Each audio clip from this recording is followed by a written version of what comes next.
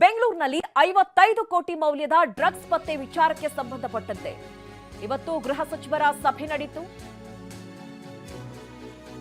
ಮಹಾರಾಷ್ಟ್ರ ಪೊಲೀಸರ ಹೇಳಿಕೆ ಸತ್ಯಕ್ಕೆ ದೂರವಾದದ್ದು ಅಂತ ಹೇಳಿ ಬೆಂಗಳೂರಿನಲ್ಲಿ ಗೃಹ ಸಚಿವ ಪರಮೇಶ್ವರ್ ಅವರು ಹೇಳಿಕೆ ಕೊಟ್ಟಿದ್ದಾರೆ.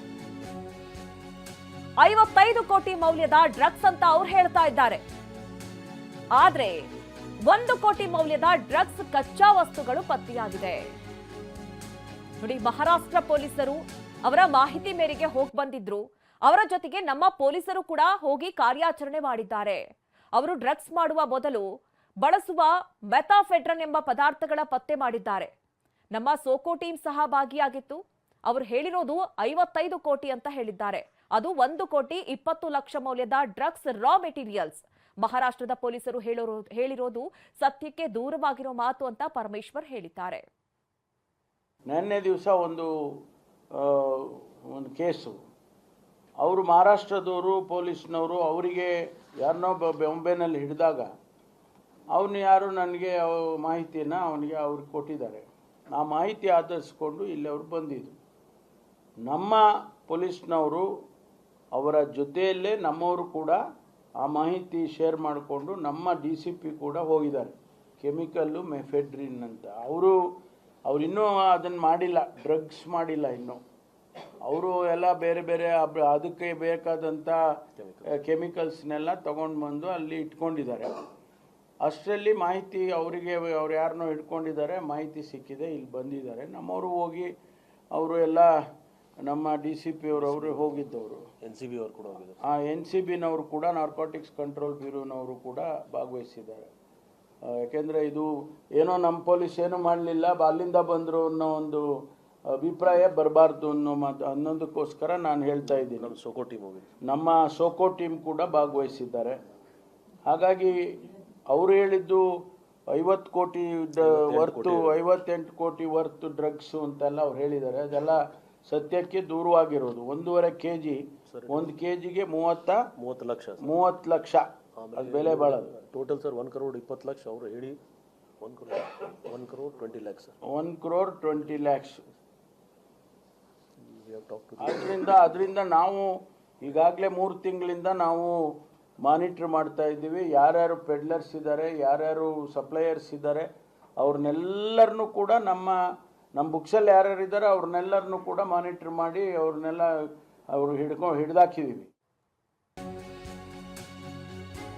ಮುಖ್ಯಮಂತ್ರಿ ಗೃಹ ಸಚಿವರು ರಾಜೀನಾಮೆ ಕೊಡ್ಲಿ, ಇದು ಬಿಜೆಪಿ ಶಾಸಕ ಅಶ್ವಥ್ ನಾರಾಯಣ್ ಅವರ ಆಗ್ರಹ. ಕೈ ನಾಯಕರ ಹತ್ತಿರದಲ್ಲಿರುವವರೇ ದಂಧೆಯಲ್ಲಿ ಭಾಗಿಯಾಗಿದ್ದಾರೆ. ಕಾಂಗ್ರೆಸ್ ನಾಯಕರ ನೆರಳಲ್ಲೇ ದಂಧೆ ನಡೀತಾ ಇದೆ. ಇದು ಬೆಂಗಳೂರಿನಲ್ಲಿ ಶಾಸಕ ಅಶ್ವಥ್ ನಾರಾಯಣ್ ಅವರ ಆರೋಪ. ಮೈಸೂರಿನಿಂದ ಬೆಂಗಳೂರಿನಲ್ಲಿ ನಿನ್ನೆ ತಾನೇ ಬೆಂಗಳೂರಿನಲ್ಲಿ ಮೊನ್ನೆ 3 ಕಡೆ ದಾಳಿಯಾಗಿರುವಂಥದ್ದಿದೆ. 3 ಕಡೆ ಫ್ಯಾಕ್ಟ್ರಿಗಳ ಥರ ವ್ಯವಸ್ಥಿತವಾಗಿ ತಯಾರಾಗ್ತಿದ್ದಂಥ ಸ್ಥಳಗಳು. ಸೊ ಈ ರೀತಿ ಮಹಾರಾಷ್ಟ್ರ ಪೊಲೀಸರಿಗೆ ಗೊತ್ತಾಗುವಂಥದ್ದಾಗುತ್ತೆ. ಇಲ್ಲಿ ಪೊಲೀಸ್ ಸ್ಟೇಷನ್ ಲಿಮಿಟ್ನಲ್ಲಿ ಎಲ್ಲಿ ಏನು ಆಕ್ಟಿವಿಟಿ ನಡೀತಿದೆ ಅನ್ನೋದು ಗೊತ್ತಿಲ್ಲ. ಅಂದ್ರೆ ಯಾವ ರೀತಿ ಗೃಹ ಇಲಾಖೆ ಕಾರ್ಯನಿರ್ವಹಿಸ್ತದೆ, ನಾವು ಎಷ್ಟು ಸುರಕ್ಷಿತವಾಗಿದ್ದೀವಿ, ಯಾವ ರೀತಿ ಮಾದಕ ವಸ್ತುಗಳು ಎಲ್ಲಿ ಬೇಕಾದ್ರೆ ಏನು ಬೇಕಾದ್ರೆ ತಯಾರು ಮಾಡ್ಬೋದು, ಏನನ್ನು ಬೇಕಾದ್ರೆ ಮಾಡ್ಬೋದು, ಎಲ್ಲ ರೀತಿ ಸ್ವರೂಪದಲ್ಲೂ ಬಳಕೆಯನ್ನು ಮಾಡ್ಲಿಕ್ಕೆ ಅವಕಾಶವಿದೆ ಅನ್ನೋಂಥದ್ದನ್ನ ಇಲ್ಲಿ ಎದ್ದು ಕಾಣ್ತಿರುವಂಥದ್ದಿದೆ. ಪೊಲೀಸ್ ಇಲಾಖೆ ಅಂತೂ ಪೂರ್ತಿ ಮಾರಾಟಕ್ಕೆ, ವರ್ಗಾವಣೆ ಅಂತೂ ಪೂರ್ತಿ ಮಾರಾಟಕ್ಕೆ ಇಟ್ಬಿಟ್ಟಿದ್ದಾರೆ. ಕೋಟಿಗಟ್ಟಲೆ ಮೆನು ಪ್ರೈಸ್ ದರದಲ್ಲಿ ಇಟ್ಬಿಟ್ಟಿದ್ದಾರೆ. ಇಂತಿಂಥ ಜಾಗಕ್ಕೆ ಇಂತಿಂಥ ಸ್ಥಳಕ್ಕೆ ಇಷ್ಟಿಷ್ಟು ರೇಟು. ನಿಮ್ಗೆ ಆತ್ಮಸಾಕ್ಷಿನ ಅಂತದಿದ್ರೆ, ಆತ್ಮಾವಲೋಕನ ಏನಾರು ಮಾಡ್ಕೊಳ್ಳೋದಾದ್ರೆ, ಒಂದು ಕ್ಷಣನೂ ನೀವು ಅಧಿಕಾರದಲ್ಲಿ ಇಲ್ಲದೆ ತಕ್ಷಣ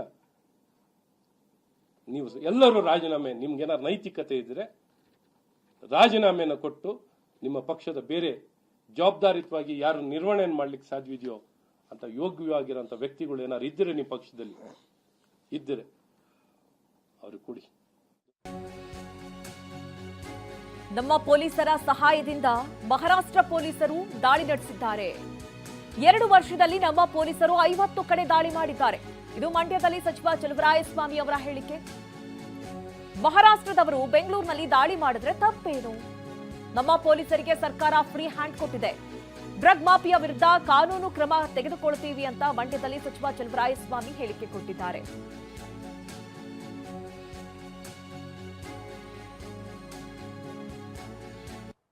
ನಮ್ಮವ್ರ ಸಹಕಾರದಿಂದನೇ ಮಾಡಿರೋದು. ಅವರು ಬಂದಿದ್ದಾರೆ, ಇವರು ಬಂದಿದ್ದಾರೆ. ಸುಮ್ಮನೆ ಏನೇನೋ ಹೇಳ್ತಕ್ಕಂಥದ್ದು ಇನ್ಫಾರ್ಮೇಷನ್ ಸಿಕ್ಕಿದೆ. ಈ ದೇಶದಲ್ಲೆಲ್ಲ ಈ ಪ್ರಪಂಚದಲ್ಲಿ ಡ್ರಗ್ ಮಾಫಿಯಾ ಇದೆ. ಈ ಪ್ರಪಂಚದಲ್ಲಿ ಅವನು ಜೊತೆಲೇ ಓಡಾಡ್ತಾನಂತೆ ಎಲ್ಲ ದೊಡ್ಡ ದೊಡ್ಡ ಲೀಡರ್ಗಳ ಜೊತೆಲಿ. ಆ ಡ್ರಗ್ ಮಾಫಿಯಾ ಇದೆಯಲ್ಲ ಅವ್ನು ಹಿಡಿಯೋಕ್ಕಾಗ್ತಾಯಿಲ್ಲ. ಅವನ್ನ ಹಿಡಿಲಿಕ್ಕೆ ಕಾನೂನು ವ್ಯಾಪ್ತಿಗೆ ಬರ್ತಾ ಇಲ್ಲ. ನಾನು ಮೊನ್ನೆ ಯಾರ ಹತ್ರನೂ ಮಾತಾಡಿದೆ, ಇದು ಹೆಂಗ್ರಿ ಇಷ್ಟೊಂದು ಪ್ರಪಂಚದ ಆದ್ಯಂತ ಹಬ್ಬಿರ್ತಕ್ಕಂಥ ಈ ಡ್ರಗ್ ಮಾಫಿಯನ್ ಅಂತ. ಅದಕ್ಕೆ ಯಾರೋ ಹೇಳ್ತಾಯಿದ್ರು, ಅದು ಆ ಮಟ್ಟಕ್ಕೆ ಅವರು ಕಾನೂನನ್ನು ಎಷ್ಟು ಭದ್ರತೆ ಮಾಡ್ಕೊಂಡು ಅವರು ಯಾರಿಂದ ಯಾರಿಗೆ ಹೋಗುತ್ತೆ, ಎಲ್ಲಿಂದ ಎಲ್ಲಿಗೆ ಹೋಗುತ್ತೆ, ಯಾರೂ ಕಂಡುಹಿಡಿಯೋಕ್ಕೆ ಆಗದೇ ಇರೋ ರೀತಿಯಲ್ಲಿ ಮಾಡ್ತಾಯಿದ್ದಾರೆ ಅಂತ. ಬಹುಶಃ ನಮ್ಮಲ್ಲಿ ಈಗ ಸ್ವಲ್ಪ ದಿವಸದಲ್ಲಿ ಏರ್ಪೋರ್ಟಲ್ಲಿ ಹಿಡಿದಿದ್ರು ನಮ್ಮವರೇ ಪೊಲೀಸರು. ಸ್ವಲ್ಪ ದಿವಸದಲ್ಲಿ ಬೆಂಗಳೂರಲ್ಲಿ ಹಿಡಿದಿದ್ರು. ನಿರಂತರವಾಗಿ ನಡೆಯುತ್ತೆ ಇದು. ಈಗ 2 ವರ್ಷದಲ್ಲಿ 50 ಕಡೆ ಹಿಡಿದವರು ನಮ್ಮವರು. ಎಲ್ಲೋ ಒಂದು ಕಡೆ ಅವ್ರಿಗೆ ಯಾವುದೋ ಲಿಂಕ್ ಸಿಕ್ಕಿ ಬಂದಿದ್ರೆ ಅದು ಅಪರಾಧ ಏನು? ಇಡೀ ರಾಷ್ಟ್ರದಲ್ಲಿ ಎಲ್ಲ ಒಂದೇ ಅಲ್ವಾ? ಈಗ ನಮ್ಮದು ಮೊನ್ನೆ ಹಂಗೆ ಅಂದ್ಬಿಟ್ರು, ವಿಜಿಲೆನ್ಸು ಗೊಬ್ಬರ ಅಲ್ಲಿ ಹಿಡಿದ್ಬಿಟ್ರು ಇಲ್ಲಿ ಹಿಡಿದ್ಬಿಟ್ರು ಅಂತ. ಜಾಯಿಂಟಾಗಿ ಆಪ್ರೇಟ್ ಮಾಡಿದ್ದು. ಈಗೆಲ್ಲ ಮಾರಾಟದಲ್ಲಿ ಯಾರೋ ಒಬ್ಬ ಲಿಂಕ್ ಸಿಕ್ಕಿರುತ್ತೆ. ಅವನ್ನ ಮೂಲ ಹುಡುಕೊಂಬಂದಾಗ ಅವ್ನು ಬೆಂಗಳೂರಲ್ಲಿ ಎಲ್ಲೋ